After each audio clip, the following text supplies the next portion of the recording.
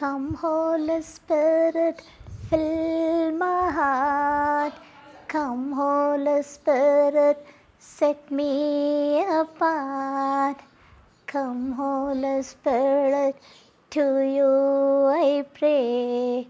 Come, Holy Spirit, show me the way. Come, Holy Spirit, fill my heart.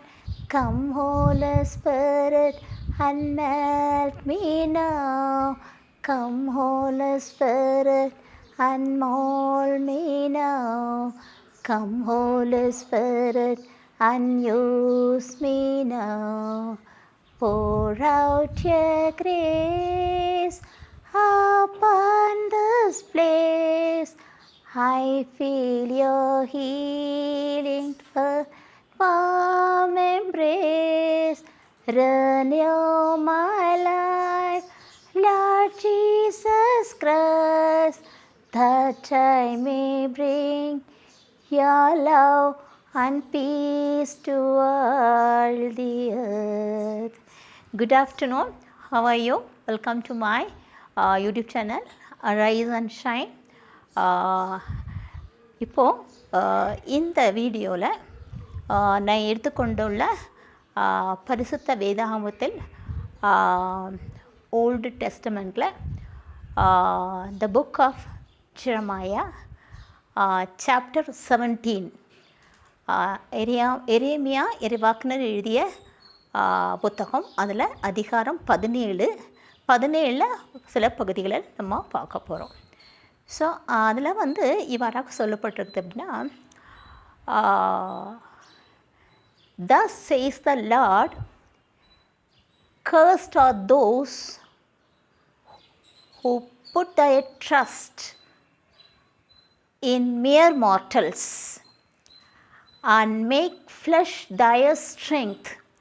Their hearts depart from the Lord. இதே தமிழில் சொல்ல போகணுன்னா, ஆண்டவரில் நம்பிக்கை மனிதரில் நம்புகிறவர்களும் மனிதரில் வலிமையை தேடுகிறவர்களும் ஆண்டவரை விட்டு அகன்றவர்களும் சபிக்கப்பட்டவர்கள் அப்படின்னு சொல்லுது. அப்படின்னா என்னதுன்னாக்கா, கடவுளில் அவங்க நம்பிக்கை இல்லை, அவரிடத்துல தன்னுடைய இதை எதையுமே தேடலை. ஆனால் தங்களுடைய வலிமையை, தங்களுடைய நம்பிக்கை எங்கே வைக்கிறாங்கன்னா, பெரிய பெரிய லீடர்ஸாக இருக்கலாம், இல்லாட்டி தங்களுடைய வெல்த் சொத்து பத்தில் இருக்கலாம், இல்லாட்டி ஏதோ ஒன்றில் தங்களுடைய முழு நம்பிக்கை வச்சு அதில் வாழ்க்கை நடத்தலாம். ஓகேங்களா? ஸோ அதனால தான் அவங்க சபிக்கப்பட்டவர்னு சொல்கிறாருக்கு. மனிதரை நம்புகிறவன் சபிக்கப்பட்டவன் சொல்கிறாரு. ஸோ இப்படிப்பட்ட மனிதர்கள் எப்படிப்பட்ட மனிதர்கள்னு சொன்னாக்கா, மறுபடியும் அப்படியே தொடராக சொல்லப்படுகிறது. இப்படிப்பட்ட மனிதர்கள், அதாவது மனிதர்கள் மீது நம்பிக்கை வைக்கிறவர்கள், அவர்களில் தங்களுடைய வலிமையை தேடுகிறவர்களும் கடவுளை விட்டு அகறவர்களும் பாலை நிலத்தில் நடப்பட்ட செடிக்கு புதருக்கு ஒப்பாவர். So these people are like the shrub planted in the desert. அப்படின்னா உங்களுக்கு தெரியும், அது வறண்ட நிலம், பாலை நிலம், நீர் இல்லாத பகுதி. So they cannot see when relief comes. அவங்களுடைய பருவ காலத்தினுடைய வரும் பலனை அவர்கள் காண மாட்டார்கள். ஸோ அவங்க they shall live in the parched places of the wilderness and the uninhabited salt land. அப்படின்னா எப்படிப்பட்ட ஒரு பாலை நிலத்தில் அவங்க நீர் இல்லாத பார்ஷ் லேண்ட், நீர் இல்லாத ஒரு அதாவது பாலை நிலத்திலேயே, இந்த வில்டர்னஸ்லேயே நீர் இல்லாத இடங்களில் வாங்கினோம். அப்படின்னா என்ன அர்த்தம்? பாலை நிலத்தில் நீர் அங்கங்கே இருக்கும். அதான் நம்ம படிச்சிருக்கோம் இல்லைங்களா, ஓயசிஸ், பாலைவனச்சோலை, அந்த இடத்துலலாம் பசுமையாக இருக்கிற ஒரு பகுதிகள் பாலை நிலத்தில். பட் அப்படிப்பட்ட இடங்களில் இல்லை, முழுமையாக நீர் இல்லாத ஒரு வறண்ட பகுதியில் நடப்பட்ட ஒரு புதர் செடிக்கு ஒப்பானவர்கள் தான். அப்படிப்பட்ட நிலத்தில் இவங்க வாழறாங்கன்னு அர்த்தம். அப்படின்னா கடவுள் மேலே நம்பிக்கையே இல்லாத இந்த மக்கள் அப்படிப்பட்ட நிலத்தில் வாழ்பவர்களாக அப்படிப்பட்ட இடத்தில் வாழ்க்கலாம், அப்படிப்பட்ட வாழ்க்கை நடத்துகிறவர்களாக இருப்பாங்க. அப்படின்னா அந்த அதாவது மனிதர் வாழ முடியாத ஒவ்வொரு நிலம் சால்ட் நிலத்தில் ஒரு சால்ட்டி லேண்டில் வாழ்பவர்களாக இருப்பார்கள். அப்படின்னா கடவுளுடைய பிரசனமே அவங்க வாழ்க்கையில் அந்த இடத்துல அவங்களுக்கு கடவுளுடைய பிரசனமே கடவுளுடைய தி டிவைன் ப்ரெசன்ஸே இருக்காது, நல்லா இருக்கும். ஓகேங்களா? இப்போது அதற்கு ஜஸ்ட் ஆப்போசிட் எப்படின்னா, blessed are those who trust in the Lord. அப்படின்னா their strength is the Lord. அப்படின்னா கடவுள் மீது நம்பிக்கை கொண்டவர்கள் ஆசீர்வதிக்கப்பட்டவர்கள், கடவுளே அவர்களது நம்பிக்கை. அப்படின்னா முழுமையாக கடவுளை நம்பி அவரை சார்ந்து கொண்டு தமிழுடைய பற்றி யோ மை ஸ்ட்ரென்த்துன்னு சொல்கிறீங்களா, கடவுளை நீரே எனது நம்பிக்கை, நீரே எனது பலம், நீரே எனது கோட்டைன்னு சொல்கிறாங்களா இல்லைங்களா, அதுதான். அப்படின்னா கடவுளை சார்ந்து கொண்டு கடவுள் மீது முழு நம்பிக்கை வைத்து கடவுள் தான் எனக்கு எல்லான்னு சொல்லிட்டு அப்படிப்பட்ட ஒரு நம்பிக்கையில் வாழ்பவர்கள் இப்படிப்பட்ட ரெண்டாவது கேட்டகரி மக்கள். அப்படின்னா கடவுள் தான் அவங்களுக்கு ஸ்ட்ரென்த்து, பலம் எல்லாமே. இப்படிப்பட்ட மக்கள் யாருன்னு சொன்னாக்கா அவர்கள் நீரருகில் நடப்பட்ட செடிக்கு ஒப்பாவார்கள்.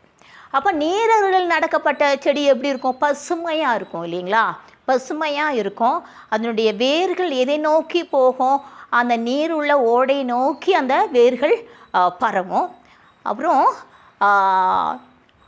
வெப்ப காலத்திலும் அவர்களுக்கு பயமே இல்லை. வெப்ப காலத்தில் உங்களுக்கு செடி என்ன ஆகும் அப்படி நம்ம வாடி பார்க்கலாம். அப்படிப்பட்ட நேரத்திலும் இவங்களுக்கு பயம் இல்லை, தே டோன்ட் ஹவ் ஃபியர். அப்படிப்பட்ட நேரத்திலும் அந்த இலைகள் பசுமையாகவே இருக்கும், இலைகள் பசுமையாக இருக்கும். வறட்சியான ட்ரவுட் சீசன்லேயும் அவர்கள் கனி கொடுப்பாங்க. அவங்கள கனி கொடுப்பாங்கன்னு பலன் கொடுக்கும் மக்களாக, பலன் கொடுக்கும் கடவுள் நம்பிக்கை கொண்ட மக்களாக இருப்பார்கள்னு சொல்கிறது அந்த பகுதியை. அப்படின்னா நம்ம நம்மளுடைய பலத்தை நம்மளுடைய நம்பிக்கையை கடவுள் மீது முழு நம்பிக்கை வைத்து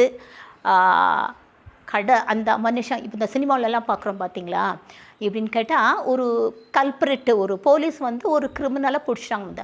அவனே அப்படி தட்டிட்டு ஷோல்டர் இந்த காலர் இழுத்துக்கிட்டு என்ன சொல்லுவான், என்னை பிடிச்சிட்டில்ல பாரு, அடுத்த நிமிஷம் நான் வெளியே வந்துடுறேன், என்னை உள்ளே போட்டாலும் அடுத்த நிமிஷம் வெளியே வந்துடுறேன். ஏன்னா எங்கள் மாமா தான் ஹோம் மினிஸ்ட்ரு, எங்கள் அப்பா தான் எம்எல்ஏ, எங்கள் அப்பா தான் கவுன்சிலர், எங்கள் அப்பா தான் எம்பி. அப்படின்னா பாருங்க அவனோட நம்பிக்கை எங்கே இருக்குது?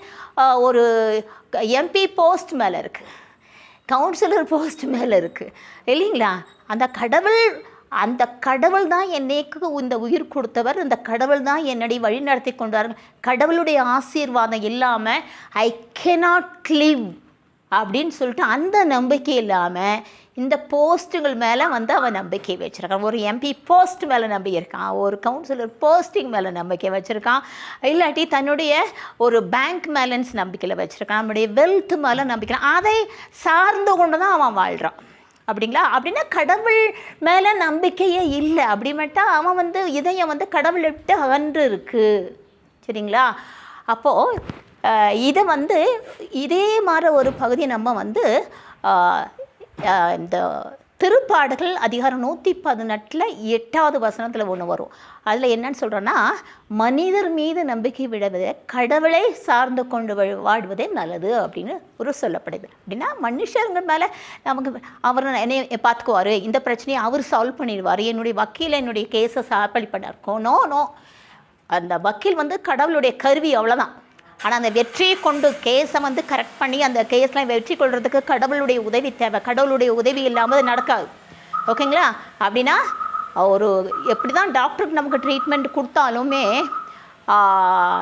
இந்த அல்டிமேட் ஹீல் பண்ணுறது யார், குணப்படுத்துறவர கடவுள் மேலே நம்பிக்கை வைத்து விட்டு மருத்துவருடைய உதவியை நாடும்போது நிச்சயமாக கடவுள் வண்டோடி நம்ம சுவாசத்தை பார்த்து நமக்கு குணப்படுத்துவார். இதுதான் உண்மை. ஓகே, இதே மாதிரி அந்த ஜெரமியா புத்தகத்திலேயே 2வது அதிகாரம் 13வது வசனத்தில் பார்த்தீங்கன்னா அங்கே இவ்வாறாக சொல்லப்பட்டிருக்குது. அப்படின்னா கடவுள் ஒரு புலம்பலாக சொல்கிறார். அப்படின்னா my people they have committed 2 evils. My people, they have committed 2 evils. The first one, they have forsaken me. அவர் என்னை கைவிட்டு விட்டார்கள். அப்புறம்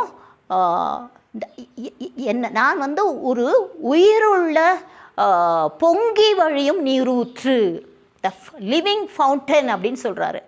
என்னை கைவிட்டு விட்டு they dug out the cisterns, the cracked cisterns that cannot hold water. அப்படின்னா தங்களுக்கென்ற குட்டைகளை, அதாவது பொங்கி வழியும் உயிருள்ள நீரூற்றை விட்டு தங்களுக்கென்று சிதைவடைந்த உடைந்த ஓடைகளை கட்டிக்கொண்டார்கள். அந்த ஓடைகள் நீரை சேமித்து வைக்காது.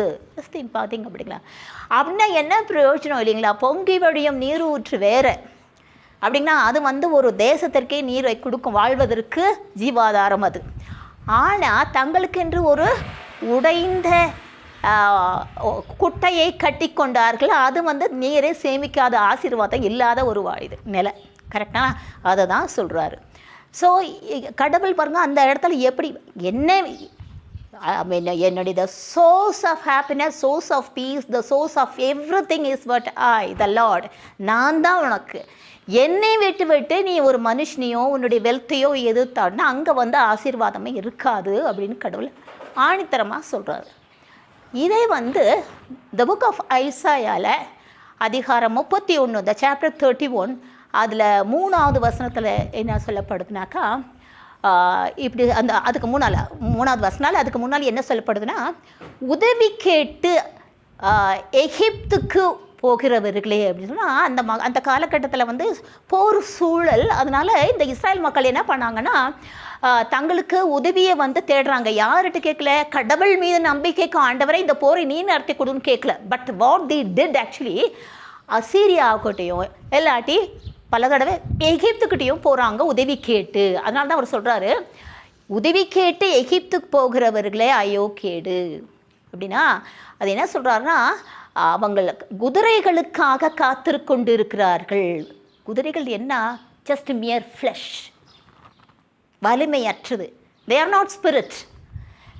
தேர்ப்படைகளையும் வலிமை மிக்க போர் வீரர்களையும் நம்புகிறார்கள். மியர் ஃப்ளஷ் அப்படின்னா அவர்கள் என் மீது நம்பிக்கை வைக்கவில்லைன்னு சொல்கிறார். அதை தான் எகிப்துக்கு ஓடிப்பவர்கள், அசீரியாவுக்கு போகிறவர்களை எல்லாம் ஐயோ கேடு. அவர்கள் வலிமையற்ற மனிதர் மீதும் குதிரைகளின் மீதும் நம்பிக்கை வைக்கிறார்கள் அப்படின்னு சொல்லி ஆண்டவர் சொல்கிறாரு. ஓகேங்களா? ஸோ அப்படின்னா இது நமக்கு இதில் நமக்கு என்ன பாடம் இதில்ன்னு சொன்னாக்கா, நம்மளுடைய வாழ்க்கையில் ஒவ்வொரு நிமிடமும் ஒவ்வொரு நாளும் நமக்கு இந்த வாழ்வை கொடுத்தவர் கடவுள். அப்படிங்களா? அப்படின்னா முழு நம்பிக்கையை கடவுள் மீது வைத்து அவரை totally depend on the Lord God. You should surrender fully wholly to the Lord. அப்படின்னா எல்லாமே கடவுள் எனக்கு செய்வார்னு சொல்ல நம்ம முயற்சி எடுத்து கடவுள் பார்த்துக்காவார்னா அவர் மேலே வைக்கிற நம்பிக்கையினால நம்ம ப்ரொசீட் பண்ணும்போது நம்ம வெற்றியை காண்போம். வெற்றி இன்னைக்கு கிடைக்கலனாலும் நாளைக்கு கிடைக்கும், நாளானைக்கு கிடைக்கலனாலும் அடுத்த மாதம் கிடைக்கும். அப்படிப்பட்ட ஒரு மாபெரும் வெற்றி கடவுள் நமக்கு தந்து நம்மளை வழி நடத்தி சொல்வார். அதை தான் கடவுள் சொல்கிறார், வலிமையற்ற மக்கள் மீது, அந்த மனிதன் மீது இல்லாட்டி வேறு எதன் மீதும் நம்பிக்கை வைத்தால் அவர்கள் சபிக்கப்பட்டவர்கள் அப்படின்னு சொல்கிறாரு. அப்படின்னா நம்மளுடைய வலிமையும் சரி, நம்மளுடைய நம்பிக்கையும் சரி கடவுள் மேலே இருக்கும். ஸோ கடவுள் மீது வைக்க வேண்டும். இதுதான் நம்ம இதிலிருந்து பார்த்துக்க போகிறது. சரி, இப்போ நான் ஒரு சாங் பாடிட்டு இந்த வீடியோவை முடிச்சுக்கிறேன். ஓகேங்களா? You are my refuge, you are my fortress, you are my friend.